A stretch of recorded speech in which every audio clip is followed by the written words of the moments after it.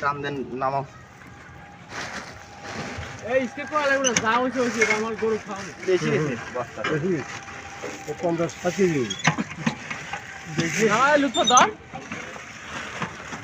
এইভাবে কত নিয়ে আসা লাগবে এটা? না ইসকে কল লাগবে, ইসকে সরা। ও আমার গরু খাওয়াবো নিয়ে যাও।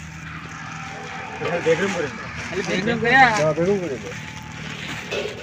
কিরকম সাফ আরে ধর পড়ে যান না। ওই দেখ শক্ত হইছে, বুঝছেন? দেখেন। বেগম করলে আর একটু শক্ত হবে।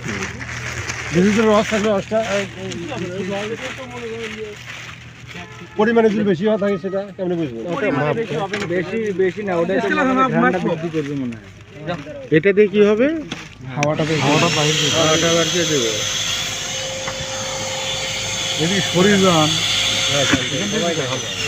রুচি নাই, রুচি নাই। এটা কতদিন পর্যন্ত রাখা যাবে? ওটা 2 বছর পাওয়া যাবে। সার মেইনটেইন হবে। এই দিন পরে সার মেইনটেইন, এই দিন পরে থেকে আমি খাওয়া দেবো। হাওয়াটা নেই না? আর এটা ওই পলে ফুটো না হলে 1, 2, 3 বছর দিতে হবে।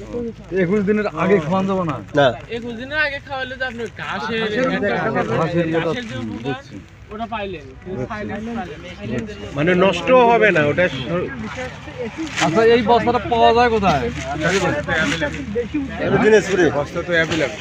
বস্তা তো আপনি নিজেও তৈরি করতে পারেন। পলিথিনটাই পলিথিনটা তো এটা পলি দেখতে হবে, পলি ওইদিকে আছে তো। না এই বস্তাটা সহকারে নিলে ভালো হয়। এই বস্তাটা সাইজের বস্তা। আচ্ছা এটা অর্ডার দিয়ে আনছে ওনারা। বস্তাটা কই পাওয়া যায়?